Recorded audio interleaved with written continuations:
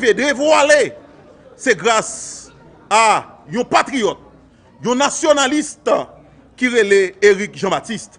Dans le cas contraire, le peuple a toujours l'enfer noir et nèg yo tape toujours une possibilité pour yo bafouer le peuple haïtien. Là nous tande nèg yo a parlé de changement système, c'est un bluff. Parce que nèg sa yo, c'est eux même encore qui bénéficient du système. Si vous avez intérêt dans le système, vous n'avez pas jamais volonté véritablement pour craser le système. Je dis, pas de l'armée d'Haïti, vous utilisez les politiciens que nous voyons qui dans le secteur violent dans l'opposition. Comment vous utilisez? Vous financez, vous avez des moyens, vous avez des cob, et vous même, vous faites soulèvement populaire. Et vous même, pendant que vous n'avez pas de travail en quelque côté, regardez qui j'en vivre. Ils vivent dans le luxe, pendant que le peuple lui-même vit dans la crasse. Petit yo, madame yo a vivre aux États-Unis. Chaque mois, il a envoyé plusieurs milliers de dollars américains par madame yo a petit aux États-Unis. Pendant que yo pas d'accord pour petit nous-mêmes à l'école en Haïti. Yon petit groupe politicien véreux, yon petit groupe politicien cupide pour faire manipulation pour lui. OK? Pour yo manipuler encore une fois la jeunesse. Prends la rue, fait soi-disant une bataille sous question reddition de compte, sous question jeune lumière, sous question gaspillage d'argent Petro-Caribé. Pourtant au fond, nèg yo c'est Jovenel qui problème nan yo besoin retirer Jovenel dans palais et puis pour yo bay patron yo amnistie. Amnistie en vle di qui ça? Amnistie en vle di blanchir tout le monde. Et mais son pillage peuple haïtien. Kou ça nous sémenté, kou ça papa il pas passé. Soleil escouade démocratique là, il ouvri pour le caler genou, pour lui faire nous comprendre que monsieur Sayo, c'est ennemi nous, et il travaille pour perdre nous, il travaille pour destruction nous, et il travaille l'intérêt classe dominante là, qui se met système là. Camille Chalmers du parti Racine Camp Peuple s'est dit favorable au départ du président Jovenel Moïse et au renvoi du Parlement. D'un autre côté, il a exprimé son désaccord face aux méthodes utilisées par plusieurs branches de l'opposition qui n'arrivent pas à s'entendre afin d'adopter une position commune. Il ne faut pas justement rentrer dans des oppositions factices, parce que des oppositions superficielles. Parce que justement, si jodi, au lieu de mettre en place les conditions politiques pour le départ de Jovenel Moïse, nous commençons à pour dire ces propositions par nous qui sont bon, là ça, on n'a pas sorti. Ok, donc c'est de ça qu'il faut nous éviter chimer ça. Et au lieu que nous entrions dans une logique de compétition pour assurer que ce n'est pas notre plus bon, il faut que c'est dans une logique de concertation. Il faut d'abord construire des forces nationales. Il faut construire le projet national. Il faut construire une vision de société à partir d'une très large concertation. Et si on fait avec une large concertation, on va avoir suffisamment de force pour camper en partenaire autonome, en partenaire grand monde, pour négocier avec les forces notamment impérialistes. Donc ce n'est pas l'inverse. Ce n'est pas qu'on y a s'aligner sur ça que l'impérialiste a aimé, c'est construire force pour nous dire mais ça nous voulait en tant que peuple, et à partir de ça, nous avons négocié avec eux, mais nous avons négocié en grand monde. Nous n'avons pas négocié en monde qui a essayé de plaire et qui au départ partit sur une mauvaise piste de satisfaire l'impérialisme, de satisfaire les désidératas de l'impérialisme qui évidemment ne correspondent pas du tout aux intérêts nationaux. Parce que il est clair que la dimension de la crise que nous devons adresser aujourd'hui, c'est pour un bagage que aucun secteur capoté pour contre. Ok, donc il faut cet esprit de concertation, cet esprit d'ouverture qui permet justement de construire suffisamment de force au niveau du projet national que nous voulons faire advenir. Okay, et qu'on y a avec projet ça, on a négocié avec n'importe qui l'autre fois. Le Centre ambulancier national, CAN, ont apporté un démenti formel concernant les informations laissant croire qu'une ambulance du CAN aurait transporté des cadavres lundi au niveau du Champ de Mars lors d'un mouvement de protestation. Lors d'une rencontre avec la presse ce mardi, le directeur du CAN, Didier Louis, a expliqué que les véhicules du centre ambulancier n'ont rien à voir avec celui qui a été identifié. Les responsables en ont profité pour déplorer les agressions de certains militants contre le personnel et les matériels du centre. Le chef de transport du CAN, Sylvie Benjean, a fait remarquer que plusieurs véhicules du centre ont été endommagés. Il appelle les protagonistes à respecter le travail du centre. Des fois, nous connaissons nous connaissons des patients dans la machine. Manifestement, nous gens utiliser nous. Ils tiennent à ce qu'il faut que nous-mêmes, nous descendons tout vite. Mobile, moment n'a passé bon côté. Nous faisons ça. Il pas suffit pour eux. Quand ils ont demandé nous, pour nous descendre la machine, ils descendent, ils finissent vérifier, et malgré ouvrir, ils ont la machine, il y a un patient là-dedans. Ils ont même arrivé, vous pensez, l'enfin fait ça, ils ont quitté nous, ils ont continué à agresser l'équipe, même Képi, qui est en tête chauffeur. Ils ont pris, ils ont râlé, ils ont pris. Porte qui ouvre, les chauffeurs ont monté lui-même pour le déplacer, ils ont fait travail, ils ont quimbi porte là pour le racher. Or, tout ça m'a dit là, nous avons preuve là, parce que vie nous vient en jeu. Nous ne savons pas ce que ça peut faire. Nous voulons la population reconnaître 100 ans bilan national, c'est pour eux. C'est pour eux. Nous-mêmes, nous disponibles pour eux, quel qu'on soit l'air qu'ils ont besoin, quel qu'on soit l'air qu'ils fait appel avec nous à nous-mêmes. Ça veut dire nous-mêmes, nous mettons tout poids nous dans la balance. Là. Quel que soit le monde qui a un problème, nous-mêmes, nous prêts, nous disponibles pour nous-mêmes, pour nous aider, selon nous-mêmes, selon capacité. Ce qu'il appelle une tentative de coup d'État orchestrée par l'opposition contre le président Jovenel Moïse. Cette plateforme politique estime que la proposition de sortie de crise présentée par le secteur démocratique et populaire n'a aucun sens et est vide et incohérent. Suivez les explications de Kenton Louis. Si M. Sayo démasqué, que des instructions formelles sont déjà passées au service des séances afin de prendre des dispositions strictes et nécessaires pour garantir la présence du personnel du Sénat au cours de la dite séance. Tous les sénateurs ont été invités. Même bien sous téléphone, moi, je vais montrer comme preuve. Tous les sénateurs sont invités à participer à cette séance que nous allons faire aujourd'hui. Mais eux, en fait, de venir ou de ne pas venir. Mais l'essentiel, j'ai fait mon travail en tant que bureau, j'ai invité tous les sénateurs. Pour personne ne m'a dit, son séance est faite en cachette, son séance shampoing que le sénateur Kata va faire. Du choc des idées, j'ai la lumière.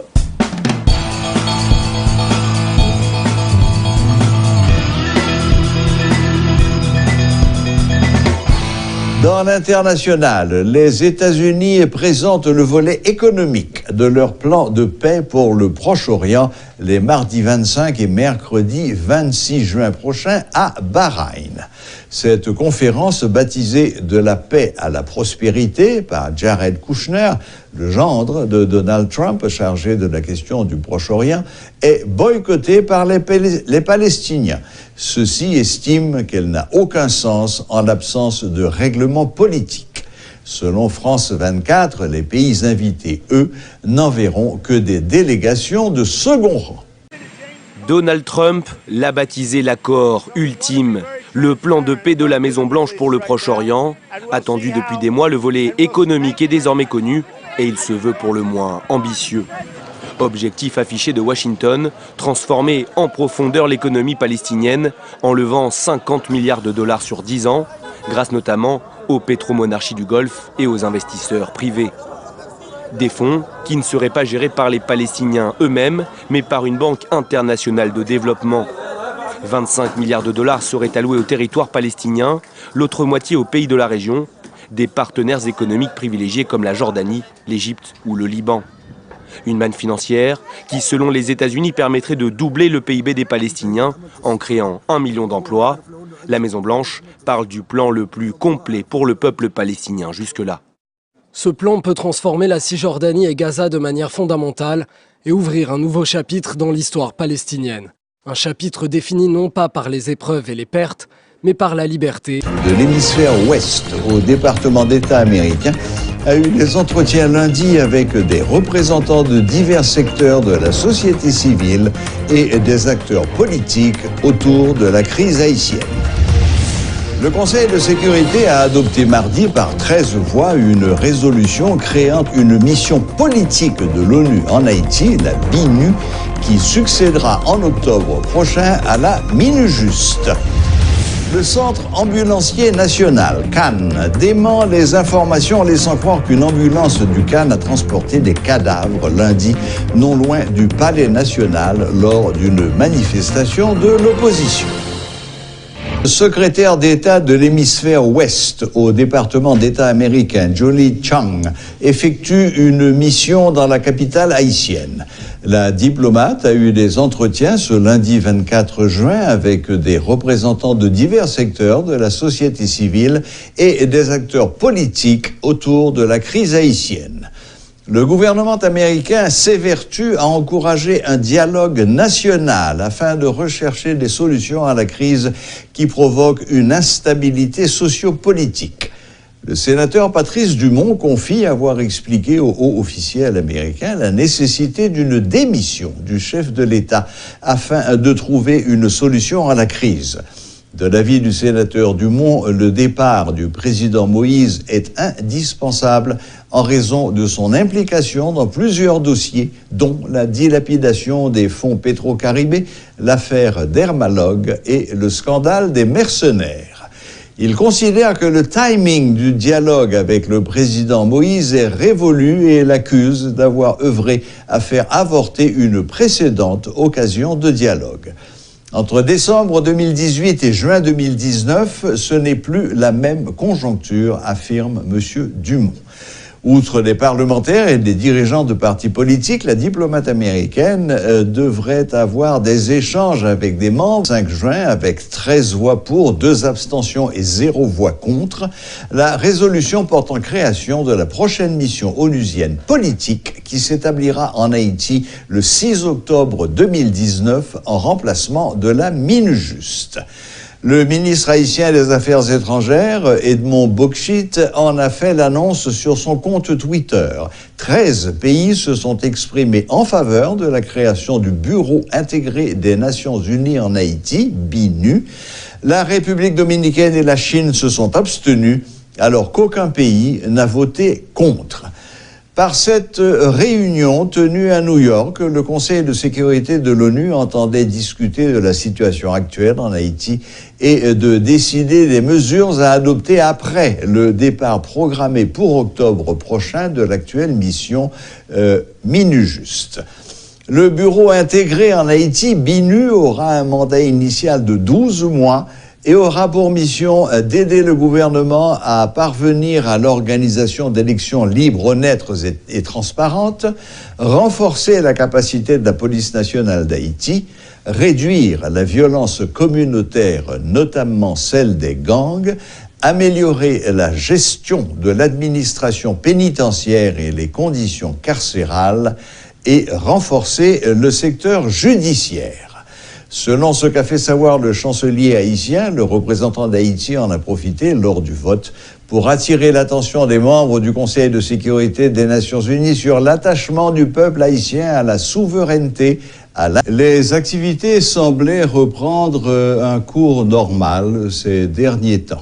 Et depuis lundi, depuis hier, un double test, une double question se pose. La première, le football et les exploits de nos grenadiers est-il capable de ramener une forme de paix et d'unir les Haïtiens? Et plus sérieusement, nos enfants, nos élèves, seront-ils épargnés à l'occasion de leurs examens?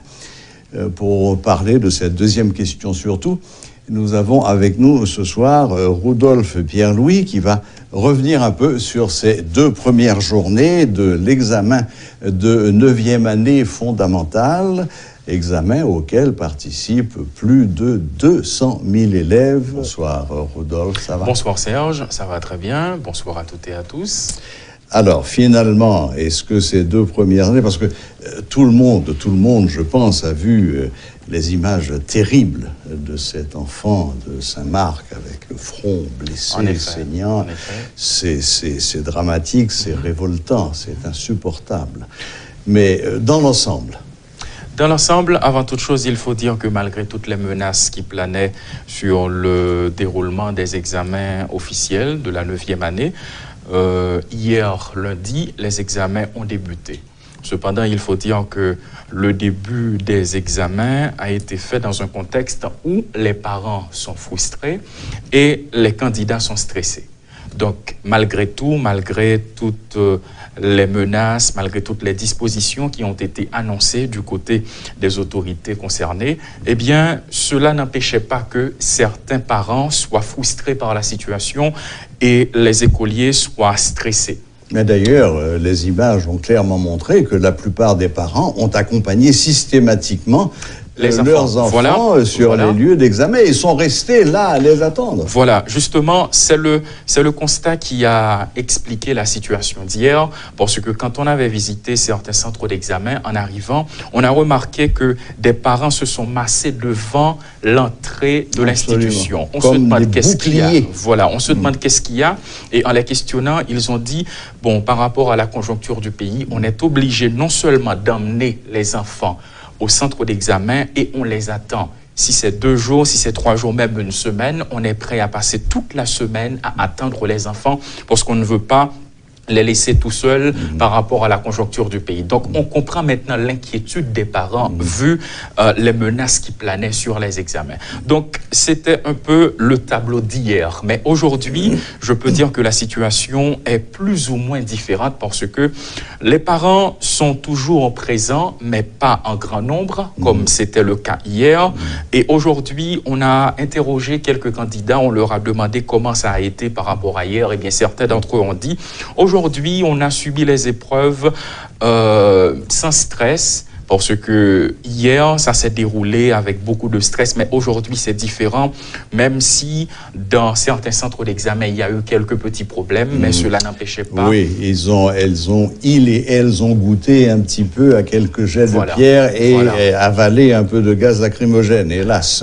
En effet, dans quelques zones de la capitale, ça a été le cas parce que du côté du Champ de Mars, hier, dans la matinée, il y avait des coups de feu, ce qui avait créé une situation. Voilà, il y avait des coups de feu sur le Champ de Mars et les centres qui ne sont pas trop loin du Champ de Mars, eh bien, les candidats ont été paniqués. Bon, ça n'avait pas duré. Les responsables ont fait de leur mieux pour leur parler et leur dire, bon, il n'y a pas de problème, vous pouvez reprendre en vos esprits pour subir l'autre examen. Je crois que c'était les sciences expérimentales, bien entendu. Donc aujourd'hui, on a un tableau plus ou moins différent. Les candidats sont plus confiants. Les parents sont là avec moins de frustration, d'après ce qu'ils ont dit. Cependant, on a enregistré quand même quelques situation de panique dans quelques centres. Par exemple, dans un centre à Delma, il y avait des engins suspects, des bouteilles, ce qui avait créé une situation de stress chez les candidats. L'inspecteur qui a été du même coup appelé pour observer, pour analyser la situation. L'inspecteur quoi? L'inspecteur du centre. L'inspecteur du centre. Voilà. Okay. Les candidats l'ont appelé rapidement pour lui dire, il y a un engin, là maintenant, on ne sait pas quoi faire. Et en arrivant, il a regardé, il a appelé rapidement quelques unités de la PNH. En arrivant sur les lieux, on a pu déplacer les bouteilles. Bon, certains étaient paniqués, même les riverains de la zone avaient des problèmes. Mais finalement... De quel genre de bouteilles s'agissait-il? Eh bien, il y en a... On les a filmés, on les a photographiés? Il y en a qui, malheureusement, on n'a pas eu cette possibilité parce que lors de la situation, on n'était pas présent, on n'était pas encore arrivé sur les lieux, mais quand on y était, les gens nous ont décrit la situation en nous disant, bon, voilà, il y avait quelques engins suspects, à savoir quelques bouteilles. Il y en a qui ont même fait allusion pour dire que ce sont des bombes qu'on a déposées pour perturber les candidats, empêcher le bon déroulement des examens. Mais d'après les responsables du centre, eh bien, ils ont affirmé que réellement, ce qu'on dit, c'est pas vrai. C'est seulement des gens qui tentent de perturber la situation. Mais au final, ça n'avait rien de grave. Bon, alors, en résumé, voilà les 2 premières journées qui se sont déroulées plus ou moins bien, je veux dire, sans trop de casse. Hier, c'était une journée de frustration, de stress pour les candidats et pour les parents également. Et de tests, voir comment ça va se passer. Bien sûr. Donc, hier, les parents stressés accompagnent leurs enfants et restent là en protection, en bouclier. Justement. Les élèves sont stressés. À cause de la situation du pays. Et dans le même temps, font savoir que les examens étaient plus ou moins faciles aussi. Oui, voilà. Oui. Justement, j'allais mentionner ce point. Oui. Quand je leur ai demandé pourquoi vous êtes stressés, ils m'ont dit que nous ne sommes pas stressés à cause des examens parce que l'examen est facile. Voilà. Mais on est stressés à cause de la situation du pays. Ok. Aujourd'hui, ils et elles étaient moins stressés, les parents un peu plus relax. En effet. Donc, il n'y a plus qu'à attendre demain. Demain, qui sera le 3e jour. Ce sera la 3e journée des épreuves. Et finalement, on peut dire que hier, c'était stressant et frustrant, mais aujourd'hui, là, le tableau est plus ou moins différent. Nous allons terminer, vous en serez d'accord, en condamnant de la manière la plus féroce et virulente qui soit tous ces agitateurs qui n'hésitent pas à s'attaquer à nos enfants. Fichez-leur la paix, laissez-leur passer leurs examens. Ils ont travaillé 9 mois pour ça, c'est leur droit. Laissez-les travailler en paix. En effet. Donc, il y en a qui se posent des questions concernant la 3e journée, mais on espère que tout se passera bien pour les candidats. Absolument. OK. Laissez travailler nos enfants. Merci. Des éducateurs expriment leurs préoccupations par rapport au contexte socio-politique actuel. Selon Rudy Edmé, rien ne justifie que la politique vienne perturber la bonne marche de l'école et surtout les examens. Marie-Marguerite Clérier et Rudy Edmond déplorent le déroulement tumultueux de cette année scolaire qui ne sera pas sans conséquences sur le développement des élèves. Nous nous disons que nous sommes aussi pour le changement, nous autres qui voulons que l'éducation continue à se faire. Parce que même dans des pays en guerre, l'éducation continue. Et je crois que l'école, ce n'est pas simplement un lieu où on transmet les connaissances, c'est aussi un lieu multiple pour ce pays où il n'y a pas un parc, il n'y a pas de salle de théâtre, il n'y a pas de salle de cinéma. Tout se fait à l'école. Nous appuyons toute manifestation qui voulait changement pour le pays. Parce que nous pas estimé que le pays a marché bien, je nous dis là. Cependant, bon gens que manifestation en fait, bon gens que violence l'en vini, et le plus souvent, on remarque, c'est pas grande manifestation non qui a un problème. C'est les petits bails, les petits bails à côté qu'a fait. Parce que quand il y a des grandes manifestations contre la corruption, toute bagarre est faite bien. Mais là, il y a des manifestations quand il y a des petits groupes qui crasent, qui brisé, c'est là ça, au contraire, au dévier projet lutte là, soi-disant pour changement. L'offre des changements vrais, il faut être capable d'exemple. C'est-à-dire que nous éthique.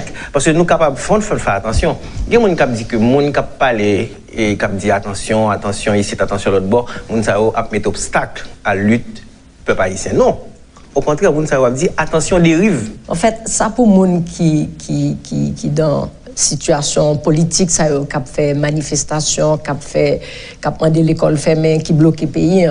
Il faut comprendre que c'est le pays que vous mettez en danger. Parce que l'éducation est le pilier de la société. Le petit monde pas à l'école, il rejaillit sur toute société, il rejaillit sur les parents qui sont inquiets pour l'avenir petit. Il rejaillit sur le pays qui a des gens qui pas cap. Parce que quand même, il faut reconnaître que tout pays a besoin de citoyens bien formés, besoin de compétences. Et c'est à travers l'école que vous recevoir compétences. C'est une situation difficile et délicate pour tout le monde. Mais elle est particulièrement difficile pour les écoliers, pour les élèves, pour tout le monde que parents ou que société ont confié à l'école. Parce que ils créent la CAE une capacité de concentration. Parce que ils créent la CAE une peur psychologique. Comment un petit monde concentré et porter son attention à une tâche quand il est préoccupé par son quotidien, par est-ce que maman va rentrer, est-ce que papa sera de retour, est-ce que je pourrai aller à l'école demain, et ils perçoivent que c'est voulu que ils pas voulu à l'école, ils pas voulu apprendre, et ils ont manifesté leur propre colère. Ce qui est lamentable à constater, c'est que tout le monde sait qu'il y a des changements, qu'il prend la rue, qu'il fait tout le monde peur, qu'il terrorise la population. il y a des méthodes qui font ouais que c'est pas changement ils veulent parce que sauver changement changer déjà attitude là ou pas qu'à manifester dans la violence ou pas qu'à écraser briser c'est ça tout ancien fait il pas mener aucun côté et ou dit ou veut changement et ou gen même pratique. Le président du Sénat, Karl Murat-Cantave, invite tous les sénateurs à une séance plénière ce mardi 25 juin au Sénat de la République. L'élu de l'Artibonite a indiqué que